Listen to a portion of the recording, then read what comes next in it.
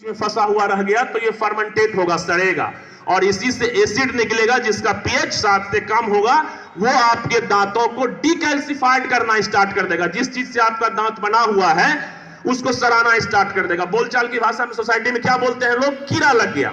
तो बेसिकली वो कीड़ा नहीं लगता है, इट्स डेंटल कैरीज, है ना, उसको डिकेड बोल सकते हैं। बोलचाल की भाषा में सड़न बोलिए। और वो सड़न स्टार्ट कैसे होता है? लंबे समय तक। ऐसा नहीं कि तुरंत खाना खाए और वहां पे सड़ना स्टार्ट हो गया, एक लंबे समय तक रहेगा। यहां पर कोई भी मीठा खाना सुक्रोज कंटेनिंग, तो वो सड़ेगा, सड़ने से एसिड निकलेगा और वही एसिड आपके दांत के ऊपरी सतह को सड़ाना स्टार्ट कर देता है, दो दांतों के बीच में भी सड़न स्टार्ट कर देता है। लेकिन पता ही नहीं चलता है कि हमारा दांतों में सड़न स्टार्ट हो गया। ये आप पता कैसे कर पाएंगे? नोटिस कब कर? आप तो नोटिस तब करेंगे जब आपको पीड़ा होगी, और पीड़ा हो गई तो समझिए तब तक तो आप लेट हो चुके हैं। पीड़ा कब होगी? जब ये सड़ते सड़ते सड़ते आपके अंदर के नसों तक चला आता है, पल्प तक चला आता है, तब पेशेंट मुझे या किसी भी दंत चिकित्सक को विजिट करते हैं। Already it's already late. But आप लोगों के बीच में आने का मकसद है कि आप चीजों को पहचानेंगे। कैसे पहचानेंगे मैं एक्सप्लेन करता हूं। दांत का outer most layer is enamel. हो सकता है बहुत लोग जानते ही होंगे, it's the hardest part of the body. शरीर का सबसे कठोर अंग इनामेल, दांत की बाहरी परत। उसके बाद होता है डेंटिन, रिलेटिवली सॉफ्टर होता है। तो इनामेल तक डैमेज जैसे ही हुआ आपको कोई पीड़ा नहीं होगा। केरीज के कारण आपकी दांत की बाहरी परत खत्म हो गई, आपको कोई पीड़ा नहीं, पता ही नहीं चलेगा। फिर डेंटिन में आएगा तो रिलेटिवली हल्का से सेंसिटिविटी हो सकती है, पीड़ा नहीं होगा। पीड़ा तब होगा जब सड़ते सड़ते दांत के तीसरी लेयर पर आएगा, तब तो आपको ट्रीटमेंट लेने की जरूरत पड़ जाएगी। ट्रीटमेंट लेंगे तो आपका समय भी जाएगा, परेशानी भी होगी। तो आप ये समझ लीजिए कि डेली आप लोग मिरर देखते हैं ना, अलग से कुछ करने की आवश्यकता नहीं है। जिसमें आप मिरर में डेली अपना नाक, मुंह, कान, बाल सब देखते हैं भाई, तो लगे हाथों विद्यार्थी जीवन में अपने दांतों का भी एग्जामिनेशन खुद करें और देखें कि दांत के ऊपरी सतह पर या दो दांतों के बीच में कोई ब्लैक स्पॉट दिखाई दे और वो दिन प्रतिदिन बढ़े। छोटा सा ब्लैक स्पॉट है, धीरे धीरे 2 महीना बाद और बढ़ रहा है और बढ़ रहा है। समझिए डेंटल कैरीज की शुरुआत हो चुकी है। पीड़ा का, कोई तरह के प्रॉब्लम का इंतजार नहीं करें। अपने गार्जियन को बताएं, टीचर को बताएं, वो आपको अच्छे दंत चिकित्सक को दिखाएंगे। इसी शुरुआती स्टेज में अगर आपका प्रॉब्लम का सॉल्व कर दिया गया तो आप पीड़ा में नहीं आएंगे। जो मेरा मोटो है विद्यार्थी जीवन में, यहां तक नहीं आएगा सड़न, आपको पीड़ा नहीं होगी, आपके शुरुआती स्टेज में ही ट्रीटमेंट कर दिया जाएगा। ये सड़न नीचे तक नहीं आएगी तो आपको दिक्कत नहीं होगी। ये कैसे पता चलेगा? डेली एग्जामिनेशन से। आपको मिरर में अपने दांतों का एग्जामिनेशन खुद करना है। विद्यार्थी जीवन में 1 मैन आर्मी बनना पड़ता है। आपको सारा कार्य अपने से करना है, अपनी रिस्पॉन्सिबिलिटी हेल्थ की अपने खुद लेनी है। तो आप इन चीजों को जब समय रहते पहचान जाएंगे तो आपको फिर प्रॉब्लम्स नहीं होगी। अब इंपॉर्टेंट क्वेश्चन है कि सर ये कैरीज होगा ही नहीं, हो ही नहीं, इसके लिए हमको क्या करना है? तो मैंने क्या बताया, सड़न की शुरुआत कैसे होती है?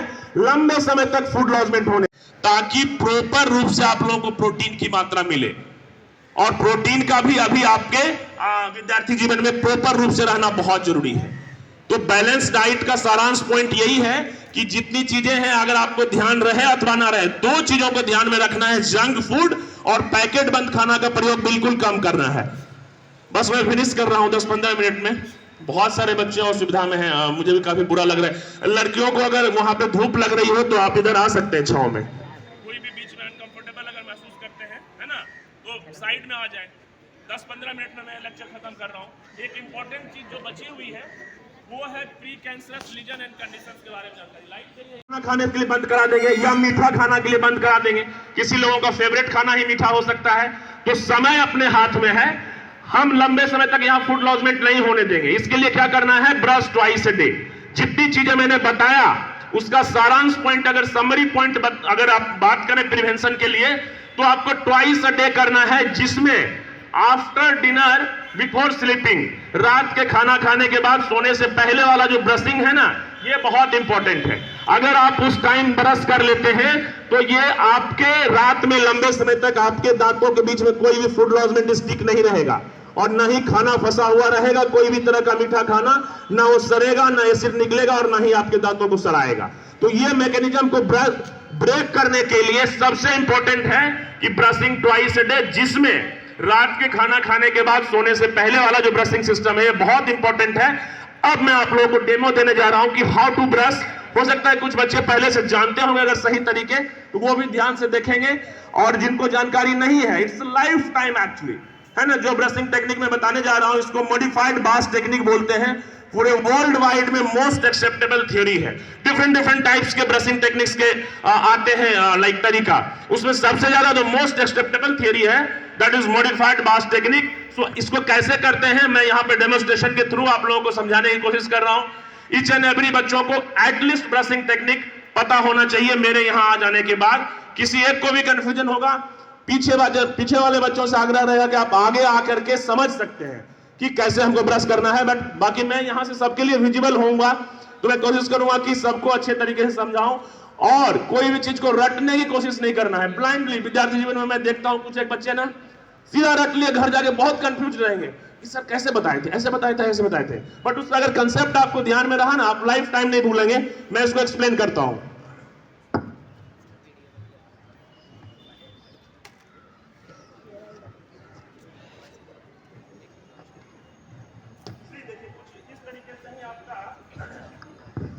कुछ इस तरीके से ही आपका है ना ये दांतों की बनावट। अब जो ब्रशिंग टेक्निक्स का डेमो है ये अकॉर्डिंग टू आपके एनाटॉमी मेन मोटो हमको ध्यान में क्या रखना है कि सर ने क्या बताया था, फूड लॉजमेंट नहीं हो दांतों के बीच में। स्टिकी फूड लंबी माउथ में कहीं भी हो सकता है, तालू पे हो सकता है, मोस्टली यहाँ पे वेस्टिब्यूल में होता है, चिक के पास। तो सूखा हुआ खेत देखें आप लोग कैसा दरार पड़ जाता है, ऐसा सूखा हुआ खेत ऐसा, तो उस छाला वो पूरा प्लेन नहीं रहेगा, दरार सा रहेगा। तो समझिए कि साधारण छाला नहीं है, लिकोप्लेकिया है, pre cancerous region and conditions है, आगे चल के कैंसर का रूप लेगा। इस स्टेज पर डायग्नोसिस होना बहुत जरूरी है। अगर यहां चिकित्सक को दिखाता है नॉर्मल किया जा सकता है पेशेंट को, बट ये लंबे समय तक अगर एग्जिस्ट रहेगा, एक बार ओरल कैंसर हो गया, मुझे बहुत दुख होता है। हम लोग ना यहां पर ऐसे देखे, इधर जिंदगी इधर मौत, आज पेशेंट को देखे कल नहीं रहा, तो इतने नजदीक से देखे हैं। कभी किसी को भगवान न करे अगर कभी किसी को महावीर कैंसर इंस्टीट्यूशन जो कि बिहार में है, IGIMS के कैंसर इंस्टीट्यूशन में अगर जाने का कभी देखने का मौका मिल गया, मैं दावे के साथ कह रहा हूं कि कोई भी व्यक्ति इन चीजों में संलिप्त नहीं करेंगे। इतनी भीड़, इतनी पीड़ा है वहां पर कि एक दंत चिकित्सक के नाते मुझे जाने के बाद रोना आता है। और आदत ये दिक्कत ये है कि जो लोग इन संलिप्त हैं उनको जब शुरुआती स्टेज में ये बदलाव आता है तो समझ नहीं पाते हैं। और ये संभव है इसी तरीके के लेक्चर का कि मैं समझ रहा हूं कि जो भी है 300-400-500 घर में आप इन चीजों का चर्चा करेंगे। अगर कोई आपके घर में इस तरह की चीजें संलिप्त हैं, छोड़ने के लिए बताइए कि चिकित्सक आए थे, बहुत बड़ा दुष्परिणाम इसका बताया गया है, आप लोग नहीं ले। और आप लोगों के भविष्य को बचाने के लिए मेरा यहाँ पे आना एकदम से सार्थक होगा कि कोई लोग इन सब चीजों में नहीं पड़ेंगे आगे चल के। ठीक है बच्चों, अब मुझे लग रहा है कि सेशन अगर लंबा लूंगा, बहुत सारे बच्चे अनकंफर्टेबल भी महसूस कर रहे हैं, खड़े भी हैं, ये भी मुझे काफी बुरा लग रहा है। मैं 10-15 मिनट का ना अब क्वेश्चन आंसर का आपका ले लेता हूं सेशन। मन में कुछ डाउट हो, चाहे डेंटिस्ट्री को लेकर के, कुछ जनरल स्वास्थ्य को लेकर के, जो चीजें मैंने बताई, या आपके मन में कुछ क्वेश्चंस है वो ले लें तो ज्यादा कंफर्टेबल रहेगा। और फिर अगर आपके प्रिंसिपल सर बहुत डायनेमिक हैं, वो इन सब चीजों की गंभीरता को अच्छा से समझे हैं, कभी और बढ़िया से सेशन लेने का मेरे पास रहेगा मौका, जहां आपको बैठने की व्यवस्था होगी, तो हम लंबा सेशन और भी हेल्दी चीजों का कुछ लेंगे। बट मैं आज ऐसा महसूस कर रहा हूं कि लंबे समय तक आपको खड़ा रखना उचित नहीं है। काम की 2 महत्वपूर्ण चीजें को आप अगर ध्यान में रखें तो मेरा आना सार्थक हो गया। वो है brushing technique, each and every बच्चों को पता होना चाहिए मेरे डेमोन्स्ट्रेशन के बाद, और प्री कैंसरस लीजन के बारे में जो मैंने बताया, ये चीजों को आपने बिल्कुल ध्यान में रखना है। एक जगह है घोड़घट, भागलपुर जाने के रास्ता में, मैं उधर एक हाई स्कूल में लेक्चर ले रहा था। अगले दिन 7 पेशेंट एक ही परिवार से आए। मैं खुद शौक था, सर आपने जो लक्षण बताए देखिए, सारे परिवार के सब लोग खाते थे और सभी का लंबा समय तक 1-1.5 साल तक ट्रीटमेंट चला, दे आर नॉर्मल नाउ। तो बड़ा खुशी होती है। वो पेशेंट हमें कभी नहीं भूलेंगे, जब भी मिलते हैं सर आपने लाइफ सेव किया, बहुत अच्छा लगता है। तो ये रोल आप लोग भी कर सकते हैं। ऐसे पेशेंट आपके घर में, आपके आसपास, आपके रिलेटिव्स हो सकते हैं। अगर इस तरह का लक्षण किसी को दिखाई दे, उनको एजुकेट करना है। आप किसी भी जहां जिस शहर में है, अच्छे दंत चिकित्सक को दिखाइए, आप अपना लाइफ सेव कर सकते हैं। तो बच्चों ऐसा करते हैं, आप क्वेश्चंस पूछें। अगर मन में कुछ डाउट हो तो क्वेश्चंस आप पूछें।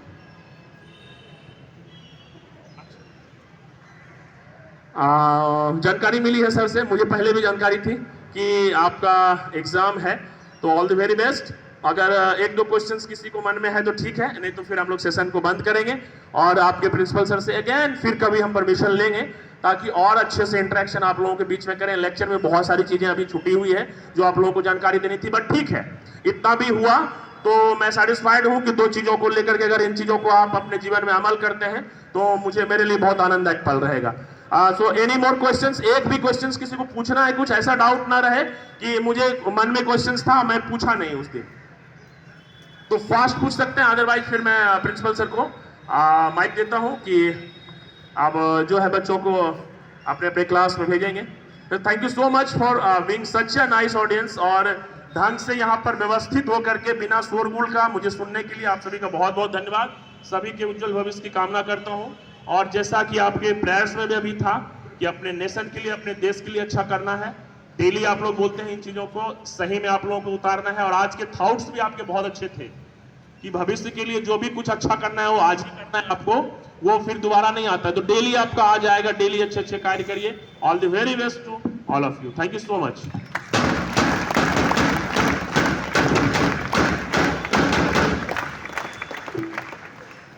Thank you, sir. Thank you very much for your nice, fruitful, and very informative topics that I think certainly would benefit our students and the young generation. Particularly, one student just was asking, sir, how many times we should brush? Sir didn't listen. Sound थोड़ा बढ़ाओ ना, sound को क्या हो गया?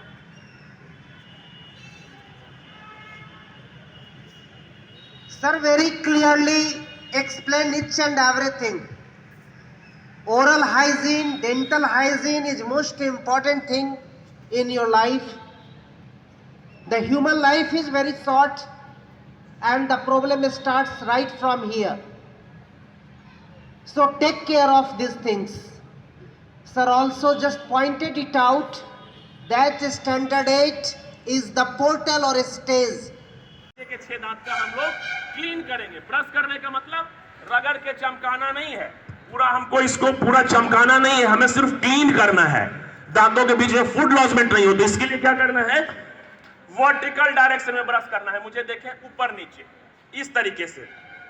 एक बार मैं और एक स्कूल में ले रहा था तो किसी बच्चों ने कहा कि सर सामने वाले को ऐसे करना है क्या राउंड में? तो ये बता देता हूँ, ये छोटे बच्चों के लिए है। वैसे बच्चे जो कुछ उसके स्थायी दांत भी हैं, कुछ मिल्क टूथ भी हैं, आप समझ लीजिए कि वैसे बच्चे जो अभी क्लास 1-2 में हैं, 5 to 6 ईयर, मैक्सिमम 7 इयर्स के जो बच्चे हैं, उनको आगे के ऊपर के 6 और नीचे के 6 दांतों को सर्कल के रूप में करना है। बट यहाँ जितने बच्चे मौजूद हैं उसके लिए नहीं है ये।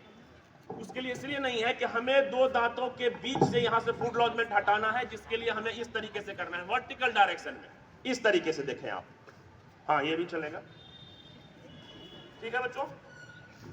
हेलो, हाँ ये क्लियर है? आगे के इसको इस तरीके से करना है। आप देखिए मिस्टेक पीछे वाले दांत में कैसे लोग करते हैं, यहाँ पे ब्रश लिया सीधा एक साथ इस तरीके से ब्रश करते हैं। मुझे देखिए ऐसे इस तरीके से नहीं करना है, हमें दांतों के बीच से ना निकालनी है यहाँ पे फूड लॉसमेंट। तो क्या करना है? हल्का सा माउथ ओपन करना है, यहाँ पे ब्रश को होल्ड करना है ऊपर से नीचे की तरफ।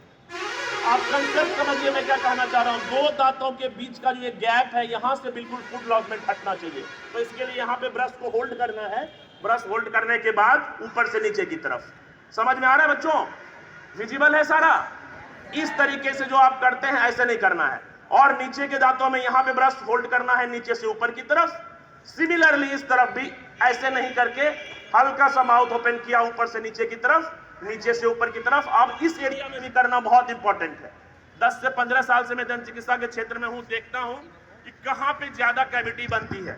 इस एरिया को जल्दी लोग क्लीन नहीं करते हैं। माउथ ओपन करके पैलेटल एरिया को, तालू की तरफ भी ऊपर से नीचे की तरफ ब्रश करना है आपको, यहां पर भी। और इस एरिया को लगभग सभी लोग सही साफ करते हैं इस तरीके से।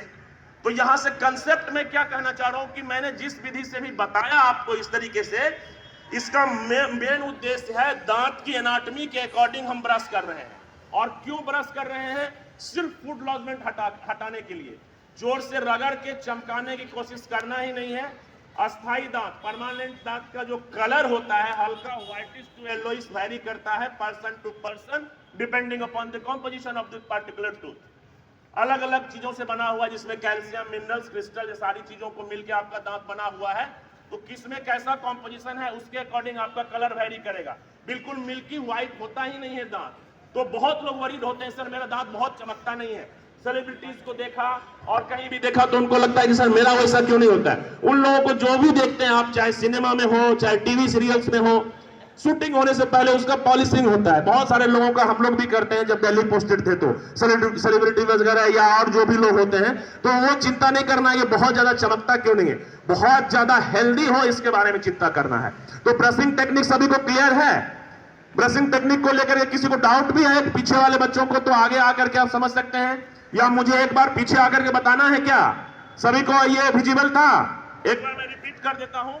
सामने के दांत को 6 दांत ऊपर के और नीचे को वर्टिकल डायरेक्शन में करना है इस तरीके से ब्रश, और पीछे वाले दांत को इस तरीके से नहीं करना है।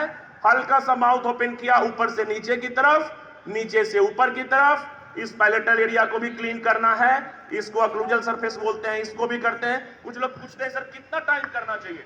टाइम पे ध्यान नहीं देना है। अगर कोई बच्चा फास्ट करता है उसको 2-3 मिनट लगेगा, कोई स्लो करता है 4 मिनट लगेगा, दैट्स इट। इसी तरीके से करना है। और मोटो ये रखना है दिमाग में कि ब्रश करने के बाद मेक श्योर कि आपके दांतों के बीच में कोई भी फूड लॉजमेंट नहीं है, स्पेशली स्टिकी खाना, स्टिकी फूड और मीठा खाना, सुक्रोज कंटेनिंग जो जल्दी फर्मेंटेट कर जाता है। तो ब्रशिंग टेक्निक सबको क्लियर है? अब देखिए बैलेंस डाइट के बारे में